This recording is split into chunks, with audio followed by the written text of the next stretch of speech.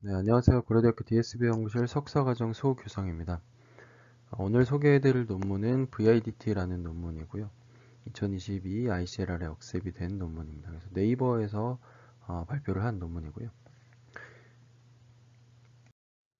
먼저 배경에 관해서 말씀을 드리려고 하는데, 우선 말씀드릴 점은 본 이제 논문에서 제안을 한 방법론이 앞서 이제 제안이 됐던 VIT 기반, 뭐 DTR 관련된 논문들을 굉장히 많이 이제 포함을 하고 있습니다. 그래서 백그라운드 부분에서 해당하는 논문들의 좀 흐름 같은 거나 각각의 이제 방법론들이 어떤 방법론들인지를 조금 자세하게 먼저 설명을 드리려고 합니다. 네, 우선 오브젝트 디텍션은 이제 다들 많이 아시겠지만 주어진 이미지가 있을 때 단순히 이제 클래시피케이션 하나의 클래스 뭐 혹은 뭐 여러 개의 다중 레이블로 클래시피케이션 하는 문제가 아니라 우선 객체를 찾고 해당 객체의 클래스까지 예측을 해주는 두 가지를 이제 합성한 태스크라고 할 수가 있습니다. 그래서 기본적으로는 이제 욜로 같은 원스테이지가 대표적인 게 있고, 페스트 RCNN으로 대표되는 투 스테이지 디텍터가 있다고 할 수가 있고요. 차이는 이제 욜로 같은 원스테이지 디텍터는 추론이 빠르지만 정확도 측면에서 조금 투 스테이지에 비해서 떨어진다라고 설명을 드릴 수가 있겠습니다. 네, 트랜스포머 같은 경우는 이제 원래 이제 NLP 쪽에서 제안이 된 방법론이죠. 그래서 기존의 RNN 기반의 인코더 디코더 구조로 뭐 번역, 그러니까 트랜슬레이션 같은 태스크를 수행을 했다고 하면 RNN이 이제 어쩔 수 없이 가질 수밖에 없는 뭐 예를 들면 디펜던시, 롱텀 디펜던시 문제 같은 걸 좀 해결을 하기 위해서 어텐션만을 이용을 해서 여러 가지 태스크를 수행하도록 이제 제한이 된 모델 구조라고 할 수가 있습니다.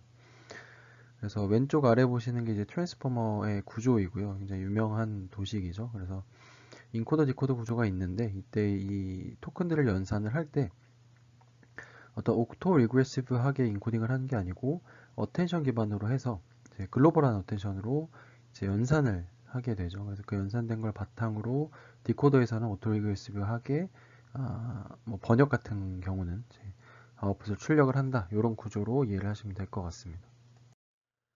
VIT 같은 경우 이제 비전 트랜스포머라고 하죠. 요가 같은 경우는 오른쪽 위에 있는 이 An Image is Worth 16 by 16 Words라는 굉장히 유명한 논문에서 제안이 된 방법론이고요. 트랜스포머를 이미지에 적용을 하는 방법론이라고 할 수가 있습니다. 그래서 사실 이 VIT가 나오기 이전에 뒤에서 조금 자세히 말씀드릴 DETR이 나왔고요.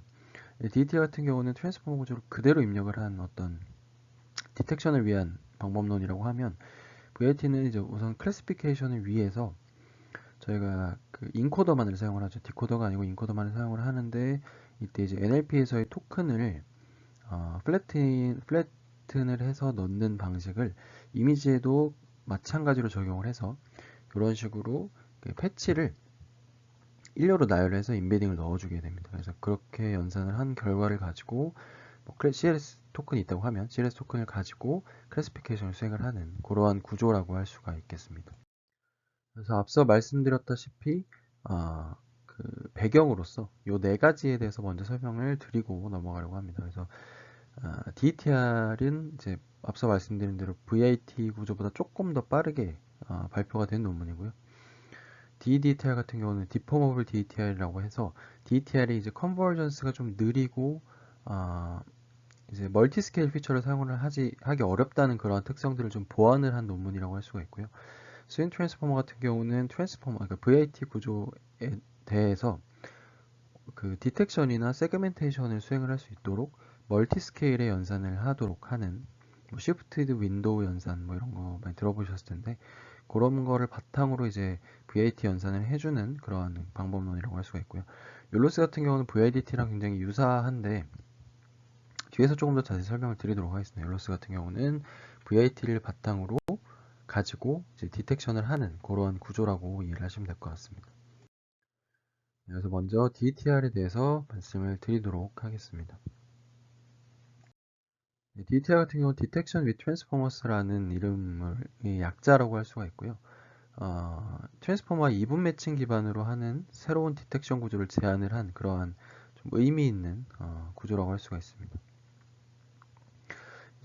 이 DTR 같은 경우는 사실 제가 그 이전에 세미나로 한번 발표를 했던 내용이라서 혹시 이제 더 자세한 내용이 궁금하시다고 하면 저희 연구실 그 재생 목록에 세미나 2021년 세미나에 제 그 DTR 발표 자료가 있습니다. 그래서 그거를 좀 참고를 하셔도 좋을 것 같고요.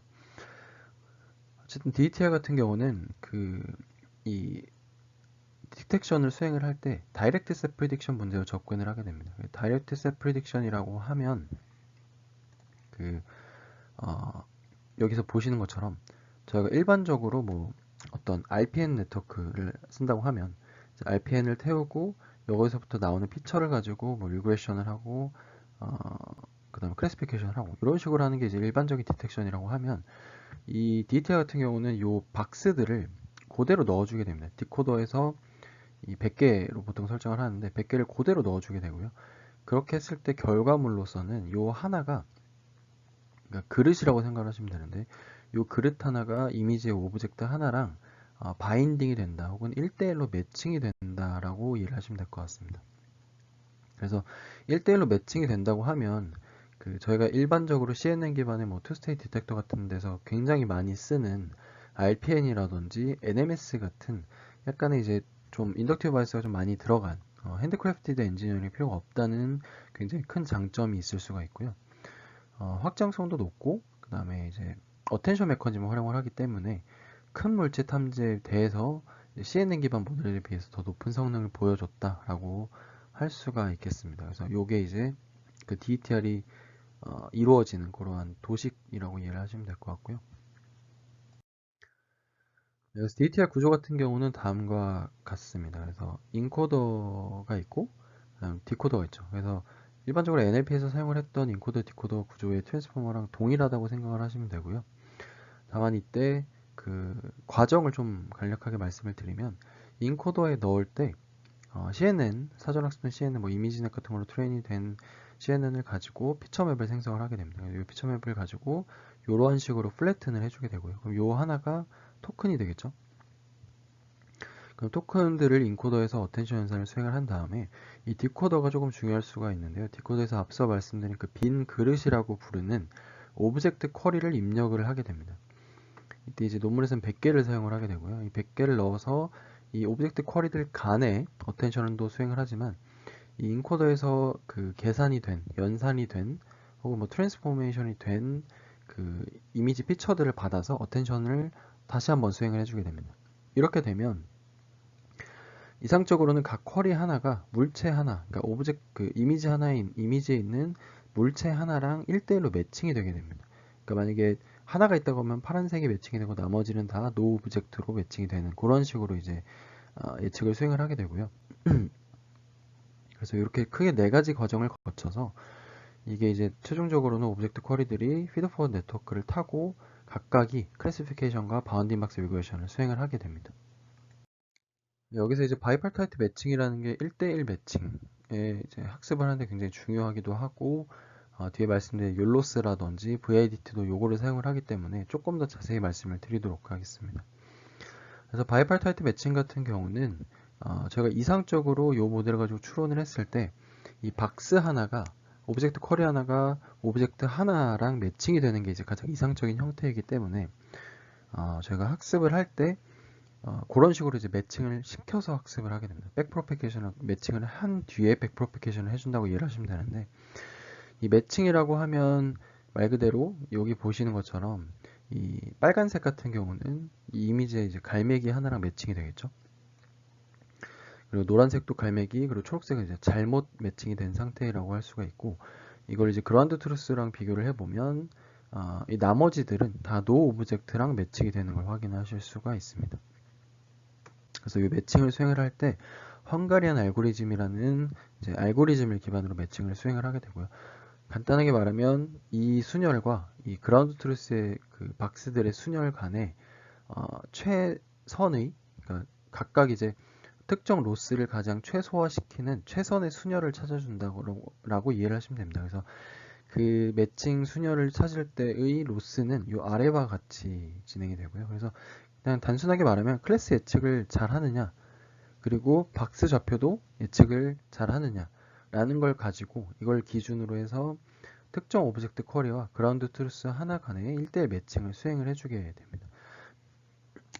그래서 이렇게 수행을 한 뒤에 그 서로 매칭된 것들 간에 그 저기죠. 그 로스를 계산을 해서 역전파를 해주는 방식으로 학습을 진행을 하게 됩니다. 그래서 방금까지 이제 DTR에 대해서 설명을 드렸는데 DTR 같은 경우는 일반적인 트랜스포머 모델을 사용을 하게 되는데 이때 이제 조금 단점이라고 하면 그 멀티 스케일을 활용을 하지 않는다는 단점이 있습니다. 그래서 초기의 DTR 같은 경우는 그 CNN에서 나온 피처 중에 마지막 CNN 레이어에서 그 블록에서 이제 가지고 온 피처만을 활용을 하기 때문에 아시겠지만 마지막 그러니까 CNN의 깊은 단계에 있는 피처 맵일수록 코어스한 그 특성들이 뽑히는 경향이 있죠. 그래서 조금 더 로우 레벨 피처를 사용하지 못함에 따라서 작은 물체들에 대한 어떤 그 탐지 능력이 조금 떨어진다는 한계점도 있었고 트랜스포머 연산 자체가 이제 굉장히 많은 토큰들에 대해서 글로벌 세프 어텐션을 수행을 하게 되는데 이게 컨버전스 관점에서는 굉장히 느리다고 합니다. 그래서 그런 것들을 조금 해결을 하기 위해서 제안이 된 게 바로 이 DTR 혹은 디포머블 DTR이라고 부르는 구조가 되겠습니다. 디포머블 DTR의 디포머블이라고 하는 것은 이제 디포머블 컨볼루션에서 차용을 해왔다고 보시면 될 것 같고요. 이 디포머블 컨볼루션은 저희가 아는 일반적인 컨볼루션과 다르게 이제 저희가 특정 어떤 커널, 고정된 사이즈의 커널을 이제 슬라이딩을 해서 그 피처맵을 연산을 하게 되죠. 근데 이때 고정된 크기의 커널을 그대로 사용을 하는 게 아니고 요거를 받아서 컨볼루션 한번 입력을 한 다음에 오프셋을 계산을 해주게 됩니다. 그럼 오프셋을 계산을 한 거를 이용을 해서 이 커널들을 이 파란색처럼 만들어주는 거죠. 그럼 파란색처럼 조금 오프셋으로 각각을 이동을 하게 한 다음에 이동된 위치에서 피처를 뽑아서 컨볼루션 연산을 수행을 한다라고 이해를 하시면 될 것 같고요. 오른쪽에 샘플드 포인트를 시각한 걸 보시면 실제로 물체가 커짐에 따라서 오프셋들도 많이 이제 벌어지기 때문에 이 빨간 점들이 최대한 그 오브젝트를 잘 둘러싸도록 하는 어떤 샘플링 포인트를 형성을 하고 있는 걸 확인하실 수가 있습니다. 그래서 이제 마찬가지로 디포머블 DTR도 비슷한 방식으로 학습을 하는 이제 방법론이라고 이해를 하시면 될 것 같고요. 그래서 제가 어텐션 연산을 계산을 할 때 원래는 여기에 있는 요 점에서의 피처가 다른 모든 피처에 대해서 글로벌 어텐션을 계산을 해야 하는 게 이제 일반적인 어텐션이라고 하면 요 같은 경우는 여기서 이 점에서 뽑힌 쿼리 피처를 리니어 레이어에 태워서 오프셋을 먼저 계산을 해주게 됩니다. 그럼 그 오프셋에 따라서 이런 식으로 샘플링을 해주게 되고요. 이 샘플이 된 피처들을 가지고 어텐션 연산을 수행을 하는 게 바로 디포머블 어텐션이라고 이해를 하시면 될 것 같습니다.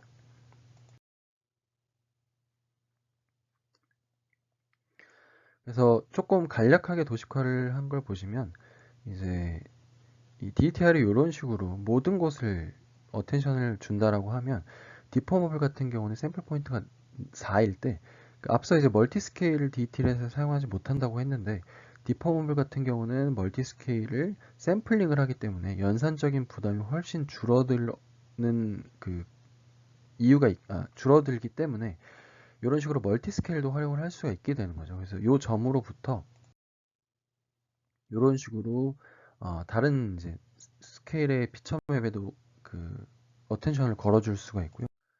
마찬가지로 더 큰 스케일의 이제 피처 맵에도 어텐션을 걸어줄 수가 있게 되는 그런 구조라고 이해를 하시면 될 것 같습니다. 이것도 마찬가지로 제가 이제 저희 연구실의 PYSR이라는 재생 목록에 디포머블 DTR에 대해서 제가 설명을 한 바가 있고요.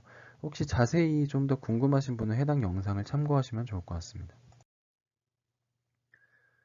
그래서 그 다음에 이제 스윙 트랜스포머 구조에 대해서 간략히 말씀을 드리도록 하겠습니다. 스윙 트랜스포머 같은 경우는 그 저희 연구실의 허재혁 석사과정이 굉장히 잘 설명을 한 영상이 있습니다. 그래서 이것도 2021년 세미나 영상 중에 허재혁 석사과정이 설명한 스윙 트랜스포머를 조금 더 자세히 참고를 하시면 좋을 것 같고요. 스윙 트랜스포머 같은 경우는 디텍션에 최적화된 VIT라고 이해를 하시면 될 것 같습니다. 그래서 실제로 최근에 소타를 찍고 있는 디텍션 모델은 대부분이 다 스윙 트랜스포머를 백본으로 활용을 하고 있는 것을 확인하실 수가 있고요. VIT랑 차이점이라고 하면 이 그림을 보시면 될 것 같은데 VIT는 패치 개수가 그 인코더 레이어를 거치면서 변화하지 않습니다. 그러니까 뭐 여기서 그림처럼 이제 16개가 있다고 하면 16개 패치가 그대로 이제 그 인코더를 타고 올라가서 트랜스폼이 되게 되는데, 스윈 트랜스포머 같은 경우는 연산을 획기적으로 줄이는 그 방법을 사용을 함으로써 더 작은 더 작은 크기의 패치로부터 이걸 패치 머징을 하게 됩니다. 그러니까 패치 머징을 해서 이 패치 개수가 점점 줄어들게 되고요. 근데 이게 마치 그 CNN에서 그 FPN죠. 피처 피라미드 네트워크와 같이 저희가 일반적으로 이제 디텍션을 성능을 높이려면 CNN에서 보통 FPN을 보통 활용을 하죠. 그러니까 유넷 같은 경우도 세그멘테이션을 위해서 그런 이제 이러한 구조를 활용을 하는 거를 아실 텐데, CN 트랜스포머도 마찬가지로 그러한 특성을 적극적으로 반영을 하기 위한 구조라고 이해를 하시면 될 것 같고요. 이거를 하기 위해서 연산량을 좀 줄이기 위해서 이제 어텐션을 로컬하게 해주게 됩니다. 그래서 전체적으로 어텐션을 글로벌하게 하는 게 아니고 이미지에 대한 어떤 좀 인덕티브 바이어스를 주입을 해서 이제 가까운 좀 그 근거리에 위치한 패치들이 더 중요하다라는 어떤 가정하에 이 빨간색 윈도우 안에서 어텐션을 계산해 주게 되고요. 그렇게 되면 이제 경계선에 있는 것들은 연산을 못할 수가 있기 때문에 시프티드 윈도우를 그 시프팅을 해주고 이 상태에서도 로컬하게 어텐션을 계산해주는 그러한 구조라고 보시면 될 것 같습니다. 센트레스 보면 아키텍처는 이런 식으로 되어 있고요. 그래서 2개, 2개, 6개, 2개 이런 식으로 이루어진 블록 4개를 타게 돼서 이 각각의 이제 블록 연산마다 2개의 연속된 이런 식으로 이루어진 트랜스포머 블록을 타게 됩니다. 요거 같은 경우는 이제 시프티드 윈도우고 요거는 그냥 윈도우 어텐션이라고 보시면 될 것 같고요. 그래서 요 윈도우로 하고 시프티드 윈도우로 하고 이런 식으로 해서 그 FPN과 마찬가지로 멀티 스케일의 피처를 굉장히 잘 반영을 하도록 하는 구조라고 이해를 하시면 될 것 같습니다. 네, 마지막으로는 이제 율로스에 대해서 설명을 드리도록 하겠습니다. 율로스 같은 경우는 이 DTR이 이런 식으로 생겼다고 하면 원래 이제 되게 좀 복잡했죠. 디코더 구조도 있고 했는데 율로스 같은 경우는 인코더만 그대로 활용을 하게 됩니다. 그래서 저희가 오브젝트 쿼리가 100개를 활용을 했다고 하면 율로스에서는 이 DT 토큰이라고 하는 이게 이제 오브젝트 쿼리랑 사실상 동일하다고 보시면 될 것 같고요. 이, 랜덤하게 초기화된 이 DT 토큰 100개를 추가를 해주게 됩니다. 그러니까 이거는 패치에 그냥 컨캣을 그대로 해주게 되는 거고요. 그래서 요 앞에 요 부분이 VIT고 여기에다가 DT 토큰 100개를 패치 컨캐트네이션을 해서 디텍션을 위한 연산을 해준다 라고 이제 이해를 하시면 될 것 같습니다. 그렇기 때문에 이 욜로스 저자들이 계속 주장을 하는 바는 컨트리뷰션은 이제 어떤 사전 학습된 VIT를 그대로 활용을 할 수 있다라는 점이 되겠고요.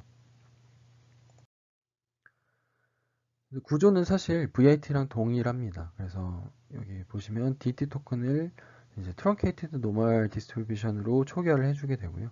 요 100개 DT 토큰을 그대로 넣어서 이제 오브젝트 디텍션을 위한 학습을 수행을 해주게 됩니다. 그렇게 되면 DTR과 마찬가지로 각각의 이 DT 토큰들을 MLP 헤드에 태워서 요 오른쪽과 같이 이제 클래시피케이션과 박스 리그레이션을 수행을 한다라는 굉장히 간단하면서 직관적인 구조로 이해를 하시면 될 것 같고요.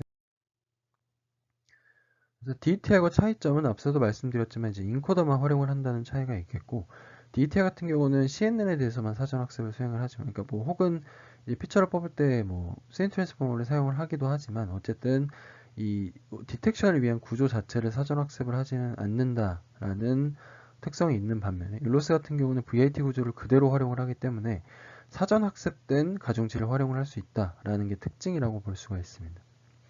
다만 율로스 같은 경우는 실제로 한번 돌려보시면 아시겠지만 성능이 좋지는 않고요.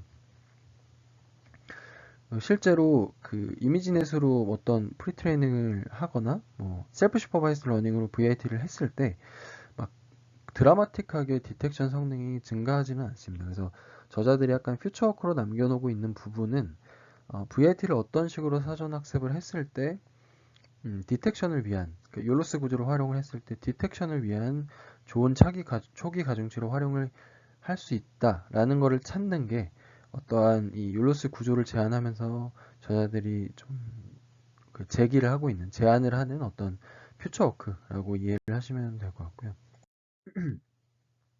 다음은 이제 본격적으로 VIT에 대해서 소개를 네, VIDT 같은 경우는 욜로스의 한계점을 좀 보완을 하는 그런 구조로 생각을 하시면 될 것 같고요.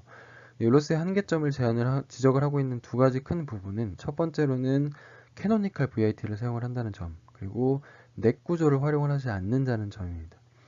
첫 번째 캐노니컬 VIT를 사용을 한다는 것은 이 VIT에 대해서 이제 저희가 이제 일반적으로 글로벌 셀프 어텐션을 활용을 하게 되는데, 글로벌 셀프 어텐션이 패치의 개수에 대해서 쿼드라틱하게 연산량이 증가를 하는 어떤 부담이 있습니다.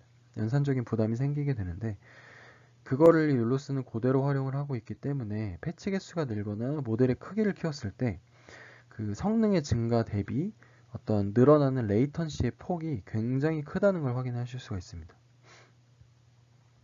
네, 이상적인 거는 요게 성능이 증가할 때 레이턴시도 좀 적은 폭으로 증가를 하는 게 이상적이겠지만, 율로스는 그렇지 않다는 점을 첫 번째로 지적을 하고 있고요.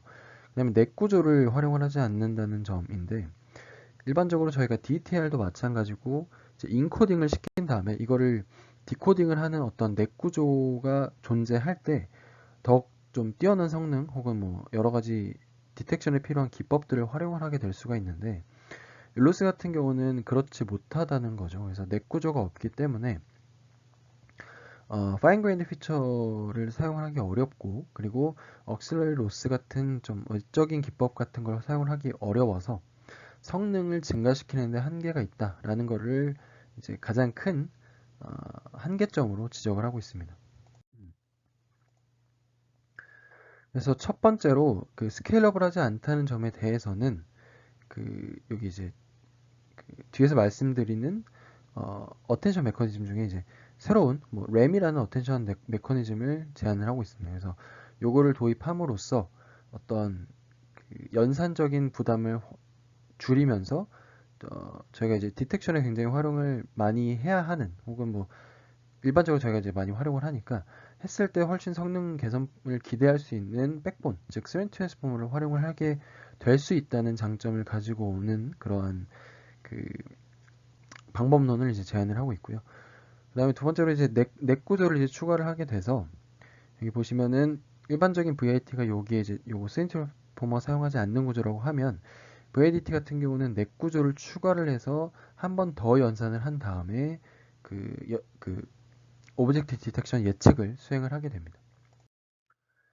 첫 번째로 그 VIDT의 구조에 대해서 다시 한번 간략히 말씀을 드리면, 이 패치와 DT 간에 한 번 더 어텐션 연산을 수행을 하는 넥 구조를 추가를 한다라는 게 가장 크고요. 이 넥 구조를 추가하기 때문에 멀티 스케일을 그대로 받아들여서 활용을 할 수 있기 때문에 스윙 트랜스포머를 활용을 할 수 있다. 그리고 스윙 트랜스포머를 사용을 하게 할 수 있는 또 하나의 가장 큰 이유는, 어텐션을 그대로 이제 글로벌 셀프 어텐션을 활용을 하는 게 아니고 리컨피거드 어텐션 모듈이라고 하는 램이라는 구조를 활용을 하기 때문에 가능하다고 하고 있습니다. 그래서 뒤에서 자세히 말씀을 드리겠지만, 어쨌든 이 램 구조라는 것을 활용을 하기 때문에 효율성도 개선을 할 수가 있고 스윙 트랜스포머도 사용을 하게 됨으로써 스케일러빌리티가 굉장히 크게 증가할 수 있다라고 제안을 하고 있는 그런 방법론이라고 이해를 하시면 될 것 같습니다. 그래서 이 DTR처럼 이 디텍션에 필요한 이제 넥 구조를 활용을 하기 때문에 파인 그레인드 피처도 활용을 할 수도 있지만, 어떤 이터레이티브 박스 리파인먼트 같은 테크닉도 활용을 할 수가 있기 때문에 뒤에서 보시면 아시겠지만 성능 면에서 굉장히 큰 폭으로 증가를 하는 그런 결과를 가지고 오고 있습니다. 램 같은 경우는 글로벌 어텐션으로부터 오는 연산량의 부담을 줄이고 스케일러빌리티 관점에서 모델을 더 크게 할 수 있는 그런 구조라고 할 수가 있고요. 패치와 DT 토큰은 한 번에 연산을 하는 게 아니고 패치 바이 패치, DT 바이 패치, 그리고 DT 바이 DT로 나눠서 어텐션 연산을 수행을 하도록 합니다. 그래서 패치 바이 패치 같은 경우는 이런 식으로 이제 스윙 트랜스포머랑 똑같습니다. 그래서 이 윗부분은 스윙 트랜스포머를 그대로 활용을 해서 패치 간의 어텐션을 연산을 하게 되고요. DT 바이 DT와 DT 바이 패치는 DT와 패치를 하나로 묶어서 키와 밸류를 연산을 하게 하고, 이 쿼리는 이제 DT 토큰이겠죠. 그래서 DT 토큰이 이 각각의 얘네를 이제 컨캣을 하게 됩니다. 컨캣을 해서 어텐션 연산을 수행을 하고 이제 밸류에다가 이제 곱을 해주게 되겠죠. 그렇게 돼서 트랜스폼이 된 DT 토큰을 계산을 하는 그러한 구조로 이해를 하시면 되고요. 컴플렉시티를 보면 율로스와 VIDT를 비교를 했을 때 VIDT는 스윙 트랜스포머를 사용을 하기 때문에 이 패치에 대해서 쿼드라틱하지 않은 그러한 모습을 보이고 있습니다. K 같은 경우는 윈도우의 크기가 되는데 윈도우의 크기에는 쿼드라틱하지만 패치의 개수에는 쿼드라틱하지 않은 그 스윙 트랜스포머가 굉장히 좋은 구조 중에 하나인 이유가 이제 바로 요 점인데 스윙 트랜스포머를 활용을 하고 있기 때문에 그러한 그 좋은 특성을 그대로 반영을 하는 그러한 구조라고 이해를 하시면 될 것 같습니다. 그래서 이 패치 바이 패치 어텐션을 조금 더 자세히 말씀을 드리면 여기 보시면은 코드를 가지고 왔는데요. 그래서 코드를 보시면 그 쉐어드 프로젝션 요 레이어 같은 경우는 self.qkv라는 거를 이제 full qkv라는 걸로 명명을 해서 뒤에서 요거를 가지고 연산을 그대로 각각에 대해서 수행을 해주게 됩니다. 그래서 이제 shared project layer라고 표현을 하고 있고요. 요 패치 바이 패치 어텐션 같은 경우는 스윙 트랜스포머와 동일합니다. 그래서 스윙 트랜스포머처럼 블록마다 윈도우 어텐션과 쉬프티드 윈도우 어텐션을 각각 계산을 하게 돼서 결과적으로는 스윙 트랜스포머가 트랜스포머를 한 패치를 그러니까 멀티 스케일을 반영을 한 패치를 최종적으로 이용을 하게 될 수 있다라고 보시면 될 것 같고요. 이 DT 바이 패치 그리고 DT 바이 DT 같은 경우는 앞서 말씀드린 대로 컨캣을 해서 진행을 하게 되고요. 여기 이제 코드를 보시면 네, 그런 식으로 진행하게 됩니다. 추가적으로 이제 크로스 어텐션 같은 경우가 이제 DT와 패치 간의 크로스 어텐션인데 뒤에 실험에서 말씀을 드리겠지만 이 패치 그러니까 이게 이제 연산적인 부담이 크겠죠. 근데 요 큰 연산이 부담이 큰 연산이 그 스윙 트랜스포머 블록 4개 중에 네 번째 블록에만 활용을 해도 충분히 좋은 성능을 낼 수 있다고 합니다. 그래서 네 번째 블록이 아닌 경우에 즉 크로스 어텐션을 활용을 하지 않는 경우는 이런 식으로 이제 DT 토큰 쿼리를 하는 경우, 크로스 어텐션 하는 경우에는 이 컨캣을 하죠. 그래서 패치와 DT 토큰을 컨캣을 해서 얘를 키와 밸류로 활용을 하게 되고요. 결과적으로는 DTQ라는 쿼리를 얘네와 이제 그 어텐션 연산, 내적 연산을 해서 그 DT 토큰을 결과적으로 구하게 되는 그러한 과정을 거친다고 보시면 될 것 같습니다. 그래서 조금 더 도식화를 해서 설명을 드리면 크로스 어텐션을 하지 않는 경우, 하는 경우에는 이 패치들을 받았을 때 두 개로 나누게 됩니다. 그래서 첫 번째는 사이클릭 시프트 혹은 그러니까 스윙 트랜스포머를 위한 연산을 하는 경우에는 시프티드 윈도우 어텐션을 할 때는 이런 식으로 시프팅을 해주고 시프티드 X에 대해서 어텐션을 계산을 한다. 하지만 이 크로스 어텐션을 계산을 하기 위한 패치 토큰들은 그대로 이제 활용을 합니다. 그래서 이걸 이제 앞서 코드에서 보신 오리진 X라고 보시면 될 것 같고요. 이 오리진 X를 이 DT 토큰과 컨캣을 해서 키와 밸류로 활용을 하고 쿼리는 DT 토큰으로 해서 어텐션 연산을 수행을 하게 되면 결과적으로는 크로스 어텐션 연산이 계산이 된 DT 토큰을 얻게 되는 그러한 결과를 보실 수가 있습니다. 이게 만약에 크로스 어텐션을 하지 않는 경우는 반대로 이걸 활용을 하지 않겠죠. 그래서 DT 토큰만 키와 밸류로 활용을 해서 어텐션을 계산을 하는 그러한 구조라고 할 수가 있습니다. 그래서 앞서 말씀드린 것처럼 DT 토큰과 패치 간의 크로스 어텐션이 이 마지막 그 블록에서만 활용을 하게 됩니다. 스테이지에서만 활용을 하게 돼서 아래 보시면은 마지막 스테이지인 4에서만 활용을 했을 때 AP가 조금 오르죠. 오히려 오르고 FPS도 훨씬 더 이제 조금 더 증가를 하는 그렇기 때문에 뭐 연산적인 측면에서나 뭐 성능에서나 사실 제가 이게 진짜 증가하는 건지는 잘 모르겠는데 만약에 진짜 실제로 증가를 한다는 거면 뭐 당연하게도 이제 스테이지 네 번째에서만 크로스 어텐션을 활용을 하면 되겠죠. 그리고 이제 인코더 프리 넥 스트럭처라고 하는데 사실 뭐 제가 생각하기에는 인코더가 앞서 이제 스윙 트랜스포머와 그 DT가 그 연산이 된 그거 자체가 이제 인코더라고 볼 수가 있기 때문에 인코더 프리라는 용어가 뭐 정확한가에 대해서는 조금 저는 약간의 이제 회의가 있긴 한데 어쨌든 논문에서는 이제 인코더 프리 넥 스트럭처라고 표현을 하고 있고요. 스윙 트랜스포머가 생산하는 멀티스케일 피처 맵을 활용을 하기 위해서 그 멀티스케일을 활용을 할 때 전부 다 어텐션을 걸어주게 되면 연산적인 부담이 굉장히 커지기 때문에 디포머블 어텐션의 디포머블 DTR에 디포머블 어텐션 메커니즘을 활용을 하게 됩니다.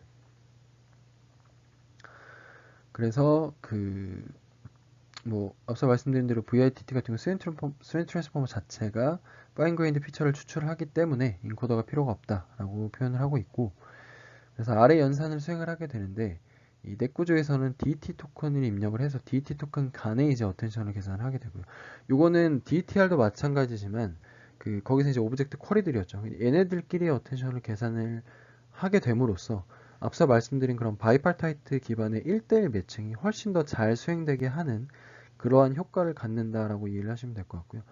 DT과 패치 간의 어텐션을 한 번 더 계산을 해주게 되는데, 여기 앞서의 크로스 어텐션과 다른 점은 요 같은 경우는 스윈 트랜스포머의 피처들을 그대로 다시 다 활용을 합니다. 그러니까 멀티 스케일을 한 번에 다 본다고 이해를 하시면 되는데, 이 멀티 스케일을 볼 때 이 디포머블 어텐션 메커니즘을 활용을 해서 샘플링을 하게 됩니다. 이 DT 토큰을 리니어 레이어에 태워서 샘플링 포인트를 뽑게 되고, 그 샘플링 포인트로부터 피처들을 가지고 와서 얘네들과 어텐션을 연산을 하는 그러한 구조라고 이해를 하시면 될 것 같습니다. 앞서 이제 객체 탐지의 중요한 여러 가지 억실러리 테크닉들을 활용을 할 수 있다라고 말씀을 드렸는데, 첫 번째가 이제 억실러리 디코딩 로스가 되고요. 요거 같은 경우는 원래는 욜로스 같은 경우는 이제 마지막에 FF, 그러니까 피드포워드 네트워크에 태운 결과를 그라운드 트루스와 비교를 해서 하나의 로스를 계산을 해서 이제 역전파를 하게 되는데, 이 VIDT 같은 경우는 넥 구조가 트랜스포머 구조로 되어 있기 때문에 레이어가 여러 개가 있겠죠. 그래서 레이어마다 나오는 예측값을 가지고 역전파를 각각에 대해서도 해주게 됩니다. 그래서 코드상으로는 얘네들을 이제 딕셔너리에 저장을 해놨다가 최종적으로 한 번에 이제 다 같이 역전파를 해주는 그런 식으로 진행을 하게 되는데요. 이렇게 하면 물론 이제 당연하게도 더 조금 성능 향상에 이제 개선 효과가 있겠죠. 그래서 그런 식으로 활용을 하는 그런 테크닉이라고 보시면 될 것 같고요. 이터레티브 박스 리파이먼트도 이제 마찬가지로 DTR에서 아마 활용을 했던 걸로 기억을 하는데, 예, 왼쪽이 이제 DTR에서 활용을 했던 거고, 요거 같은 경우는 디포머블 DTR에서 아마 활용을 했던 걸로 기억을 합니다. 근데 요거 같은 경우는 DET 토큰들을 가지고 이제 레퍼런스 포인트 샘플링을 하게 되는데, 이 샘플링을 할 때 앞선 레이어에서 나온 DET 토큰들을 한번 리니어 레이어에 태워서 값을 추출하게 되고요. 이 값을 이 레퍼런스 포인트를 계산을 하기 위한 값에다가 더해주게 됩니다. 이 아래 코드를 보시면 이 템프에다가 이 레퍼런스 포인트 값에다가 더해서 요걸 가지고 이제 레퍼런스 포인트를 샘플링을 하게 되는 그러한 구조라고 이해하시면 될 것 같고요. 이것도 이제 억셀러리 디코딩 로스랑은 조금 다르긴 하지만 앞서 예측된 값을 적극적으로 활용을 해보자 라는 측면에서 이 넥 구조를 좀 활용을 할 수 있는 그러한 구조 혹은 방법론이라고 보시면 될 것 같습니다. 네, 그 다음에 결과 장표를 보여드리도록 하겠습니다. 네, VIDT 같은 경우는 비교되는 모델 중에 가장 우수한 정확도와 추론 속도 간의 트레이드오프를 보여주고 있고요. 스케일러빌리티가 높기 때문에 굉장히 큰 스윙 베이스 모델을 활용하는 경우에도 높은 성능을 달성을 하고 있습니다. 디포머블 DTR은 사실 비교군 중에서는 가장 뛰어난 성능을 보이고는 있지만, 인코더 디코더라는 구조가 이제 무거운 특성으로 인해서 추론 속도에서 차이가 좀 많이 나는 걸 확인하실 수가 있고요. 그리고 이제 VIDT 같은 경우는 램 어텐션 모듈을 활용을 하고 스윙 트랜스폼을 활용을 하기 때문에 파라미터가 좀 적은 경우에도 정확도가 좀 어느 정도 높게 나오는, 그러니까 율로스랑 비교를 해보시면 차이가 좀 많이 나고 있습니다. 그래서 넥 구조를 활용을 함으로써 율로스에 비해서 연산적인 측면에서도 또 효율성을 가져가지만 정확도 측면에서는 이제 훨씬 더 높은 그런 개선 효과를 가지고 오는 그러한 구조로 보시면 될 것 같고요. 앞서 이제 크로스 어텐션을 마지막 스테이지에서만 수행을 한다고 했는데, 그거에 대한 어떤 정성적인 결과입니다. 그래서 위에는 네 스테이지에서 모두 크로스 어텐션을 활용한 결과이고요. 아래는 네 번째에서만 활용한 결과인데, 보시면 이제 앞선 스테이지 같은 경우는 일반적인 CNN과 마찬가지로 좀 로우 레벨 피처들을 잘 어텐션을 주게 되죠. 근데 이렇게 했을 때 실제 물체가 있는 위치와는 조금 상이한 부분들을 바라보고 있다라고 보시면 될 것 같습니다. 하지만 이 네 번째 스테이지에 오면서 약간 조금 더 이제 시멘틱한 부분들을 보기 시작하면서 실제 물체가 있는 곳에 대해서 어텐션을 연산을 잘 주고 있는 걸 확인하실 수가 있는데, 이러한 특성이 꼭 4개의 스테이지에서 다 활용을 하지 않고 네 번째에서만 활용을 해도 충분히 잘 반영이 되고 있다라는 게 이제 그 논문에서 주장을 하고 있는 요지가 되고요. 앞서 보여드린 것처럼 그 추론 속도나 정확도 측면에서 뭐 전혀 꿀리는 게 없기 때문에 이렇게만 활용을 해도 충분히 좋은 결과를 낼 수 있다라고 얘기를 하고 있습니다. 이제 마지막으로 그 넥 구조에서 레이어가 이제 6개를 활용을 하게 되는데, 그 뭐 드롭을 해도, 그러니까 레이어를 추론 시에 이제 몇 개를 빼고 해도 충분히 좋은 효과를 어, 탐지 성능을 낸다라는 게 이제 이 어블레이션 스터디의 어떤 결과라고 보시면 될 것 같습니다. 마지막으로 이제 어블레이션, 종합적인 어블레이션을 보시면 넥 구조가 굉장히 중요하죠. 넥 구조를 했을 때 AP가 굉장히 많이 오르는 걸 확인하실 수가 있고, 뭐 디스틸레이션은 이제 당연히 이제 큰 모델에서 작은 모델을 디스틸을 했을 때 성능 개선 효과가 있고, 드롭 같은 경우는 뺐을 때 성능이 조금 감소하지만 FPS 측면에서는 이제 많이 증가를 하고 있다라고 얘기를 하고 있습니다.